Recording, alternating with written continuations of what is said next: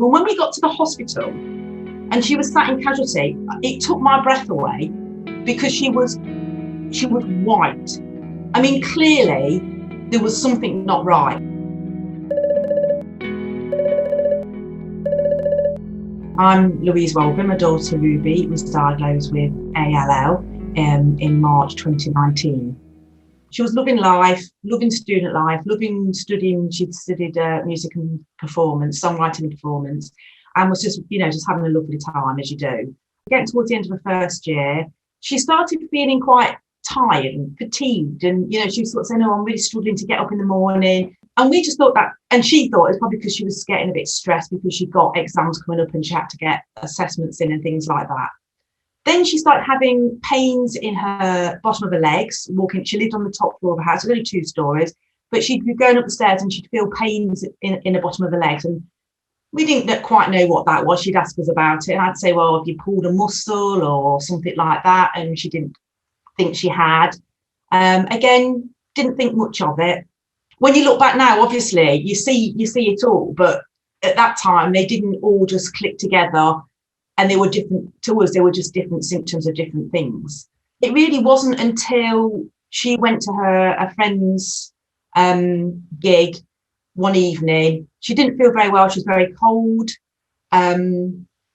She walked back home. She had to walk up a hill to get to her accommodation. And at the top of the hill, she sort of collapsed into a heap. She couldn't walk any further. She couldn't breathe very well.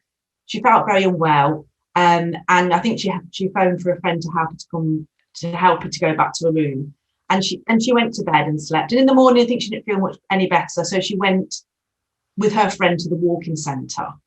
They really, frankly, weren't that good. They sort of said, "You probably got anemia, but we don't do blood tests, so you'll have to make an appointment with your doctor." She thought, "No, something isn't right. Something really isn't right here. Thank goodness." And she decided, "I'm not going back home to bed. I'm going to go to the student health centre." She walked in, she was very out of breath, really desperately trying to get her breath. And the nurse sort of looked at her and said, "Are you always like this?" And she said, "No, I don't know, something's not right." And she said, "I'll take your bloods now, take this over to casualty and get a taxi," which they duly did. And then she rang us and said, "Oh, I'm in casualty."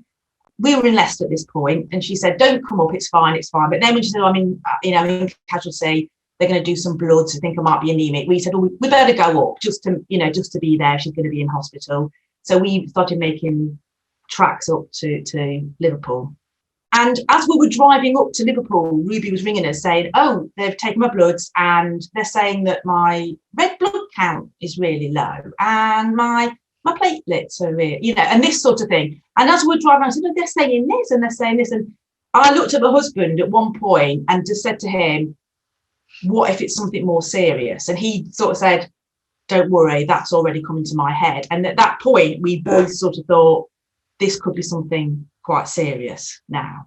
Well, when we got to the hospital and she was sat in casualty, it took my breath away because she was white.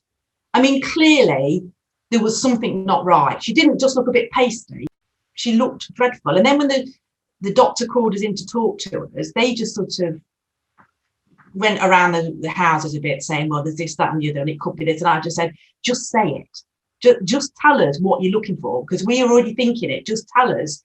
Don't, sort of like, well, it might be nothing." But it was that sort of, I know they're trying to do it gently, but we'd already got it. It was already in our minds that it was something like that.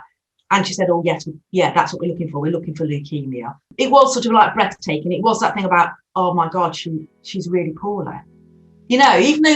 Even though we thought about it, it almost confirmed it.